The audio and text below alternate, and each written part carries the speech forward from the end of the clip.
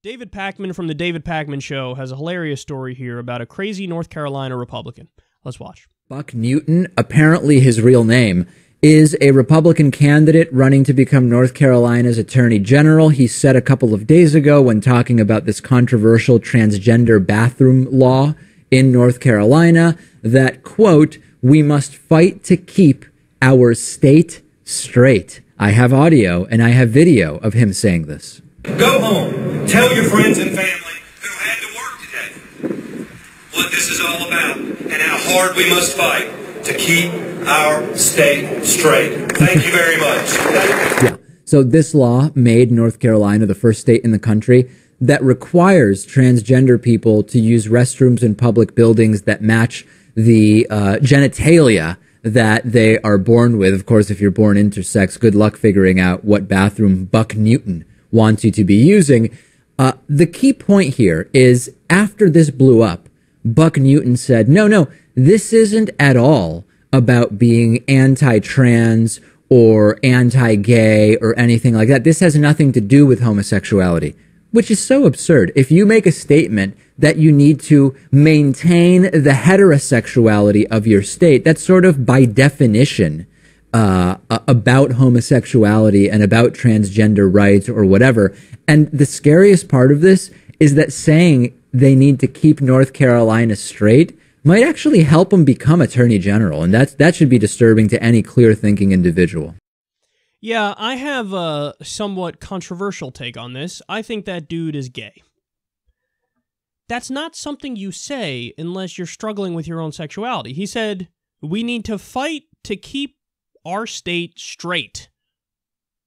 Okay, what does that mean? What's the implication there? The implication is, well, if we allow this trans bathroom law to pass, and if we allow gay rights, well, then we're not going to be straight anymore. We're not going to be a straight state. We're going to be a gay state. Yeah, but why would you think the sexuality of other people would be affected if you start allowing trans bathroom rights or gay rights? Well, you think it'd be affected because in your mind, you think if we start being permissible about gay rights and trans rights, well, then obviously everybody's going to be gay and everybody's going to be trans. So he thinks that because that's how he feels.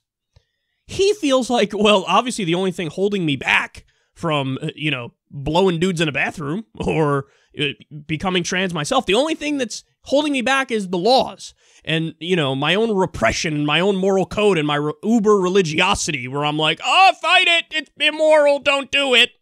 But given permission, given the state saying trans bathroom rights are okay, gay rights are good, if the state says that, he's like, the state's going to go gay. We have to fight to keep our state straight, or else the state is going to go gay. Guys, all these people, they struggle with their sexuality. Anytime somebody tells you that being gay is a choice, it's because it's a choice for them. They think, well, come on. Do I want to touch Craig's dick? Yeah. So it's a choice, but I just have to fight that. Okay, sorry, dude. Not all of us want to touch Craig's dick. They don't get it. They're projecting. Everything is projection. They're assuming you feel the same thing they feel. When super fundamentalist Christians talk about gayness as if it's some sort of temptation that we all need to fight off, it's because it's a temptation to them that they're fighting off. It's not to us. It is to them. So, and understand, guys, am I speculating for this specific dude? Yes. But is there research to back up the general thing that I'm talking about here? Yes, we've covered it on the show before. There's been countless studies that show if you're homophobic, and actually more specifically, if you're really vocal about your homophobia and you come from a super religious background, it's very likely that you are gay and you're struggling with your same-sex attraction feelings. Well, look, there's a bright side of all of this, which is that we're all here to tell you your fundamentalist religion is bullshit. It's not true. It's made up. It's fake. It's mythical. It's fairy tales. So there's no moral angle to you, wanting to stroke dicks. It's fine. Go stroke a dick. Who cares? And you're not a bad person. It doesn't mean you're evil. In fact, I would argue what's evil is what you're doing right now.